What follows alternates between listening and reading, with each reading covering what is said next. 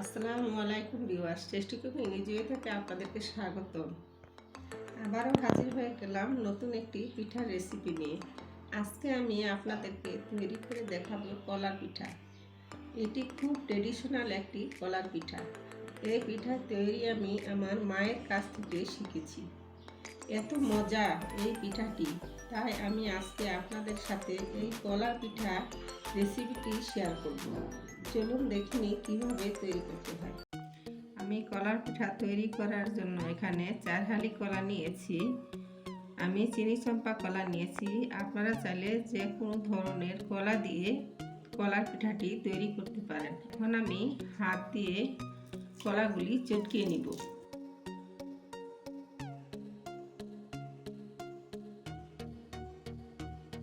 দেখুন, কলাগুলি আমি ভালোভাবে চটকিয়ে নিয়েছি। এখানে আমি 1 টেবিল চামচ খাবার সোডা দিয়ে দিচ্ছি। খাবার সোডা দিয়ে এইভাবে আরও আমি 2 মিনিট মেখে নিব।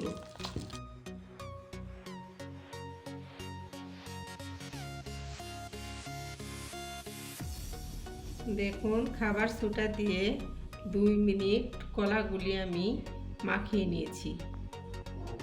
এখানে আমি 1.5 লিটার কুসুম গরম পানি দিয়ে দিব।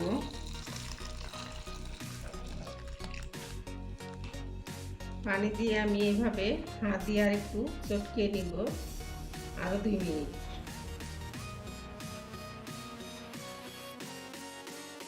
দেখুন, হালকা কুসুম গরম পানি দিয়ে কলাগুলি আমি আরও 2 মিনিট মাখিয়ে নিয়েছি। এইভাবে আমি 1 ঘন্টার জন্য ঢেকে রাখব। দেখুন, 1 ঘন্টা পর ঢাকনাটি আমি খুলে নিচ্ছি। এবার কলার মিষ্টি রসটি আমি ছেঁকে নিব। দেখুন, আমি একটি স্ট্রেনার নিয়েছি। এরকম কলার রস আমি ছেঁকে নিব।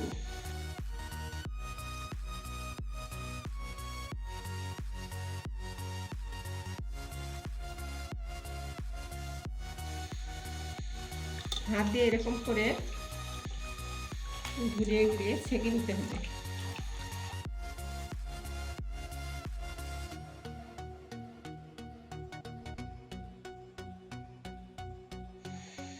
এই কলার পিঠা তৈরিতে মূলত কলার মিষ্টি রসটাই ব্যবহার করব, তাই খুবই ভালোভাবে মিষ্টি রসটা ছেঁকে নিতে হবে।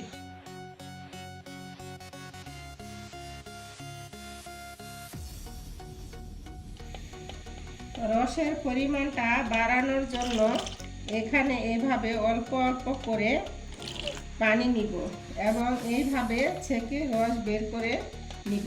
এভাবে আমি আরও 6 কাপ পানি অ্যাড করে ছেঁকে নিব।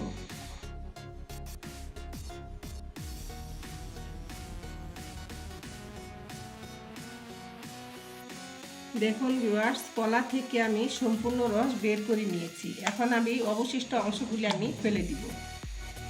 আর এই মিষ্টি রস আমি পিঠা তৈরিতে ব্যবহার করব।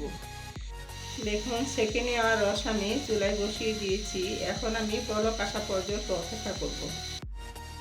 দেখুন, বলক ওঠার পর উপরে দেখুন কীরকম ফেনা উঠে আসছে।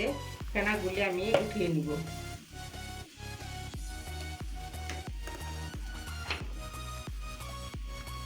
ফেনাগুলি থাকলে পিঠা কালো হয়ে যাবে। যেন কালো না হয়ে যায়, এই জন্য আমি সম্পূর্ণ ফেনাগুলি উঠিয়ে নিব।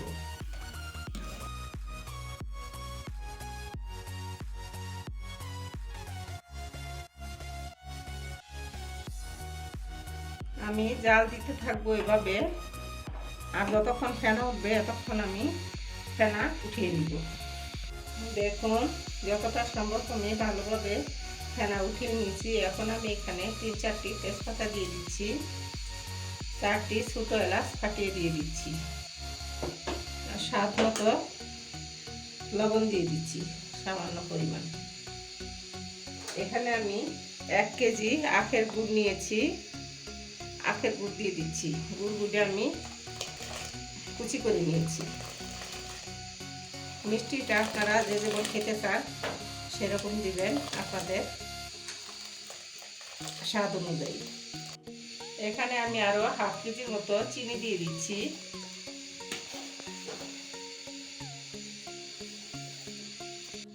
এখানে আমি 1 লিটার দুধ অ্যাড করে দিচ্ছি।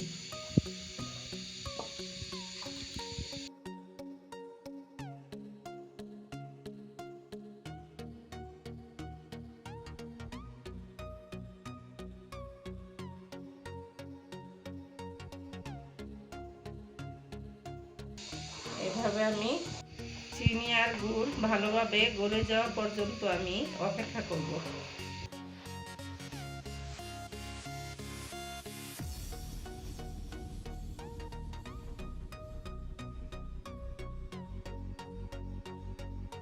এখানে আমি 1.5 কেজি চালের গুঁড়ো নিয়েছি, সামান্য পরিমাণ লবণ দিয়ে দিচ্ছি। এখন লবণ আমি ভালোভাবে মিশিয়ে নিব চালের গুঁড়ির সাথে।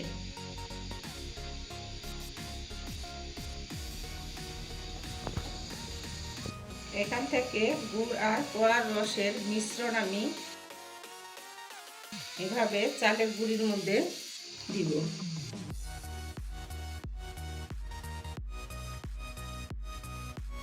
এভাবে আমি পিঠার জন্য একটি হালকা করে ডো তৈরি করব।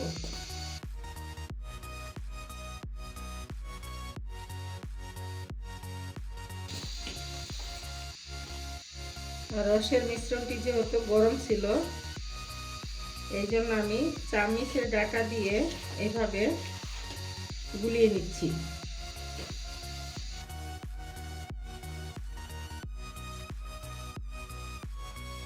যখন দেখবেন এভাবে মুঠো করলে ডোটি আর ভেঙে যাচ্ছে না, তখন বুঝবেন ডোটি তৈরি হয়ে গিয়েছে। এখন আমি সামান্য পরিমাণ ময়ান নিয়ে হাতে এইভাবে পিঠা তৈরি করে নিব। দেখুন, এরকম করে পিঠা তৈরি করে নিচ্ছি। এখন আমি এখানে দিয়ে দিচ্ছি রসের ভিতরে। এভাবে আমি প্রত্যেকবার বানিয়ে বানিয়ে রসের ভিতরে দিয়ে দিব। দেখুন, আমি খুবই সামান্য হালকা আছে পিঠাগুলি আমি বানিয়ে বানিয়ে রসের মধ্যে দিয়েছি। রসের মধ্যে সবগুলো পিঠা দেওয়ার পর আমি আরও 20 মিনিট জ্বালিয়ে নিয়েছি। দেখুন, পিঠাগুলি আমার হয়ে গিয়েছে। এখন আমি ঠান্ডা হওয়ার জন্য ঢেকে রেখে দিব। দেখুন ভিউয়ার্স, কলার পিঠাগুলি আমি ঠান্ডা করে নিয়েছি। তৈরি হয়ে গেল কলার পিঠা। এই পিঠাটি খেতে সত্যি এত মজা, শুধু মুখে বলে আপনাদেরকে বোঝাতে পারবো না। তাই আপনারা অবশ্যই এই পিঠাটি বাসায় ট্রাই করবেন আর আমাকে কমেন্ট করে জানাবেন আপনাদের কাছে কেমন লাগলো পিঠাটি।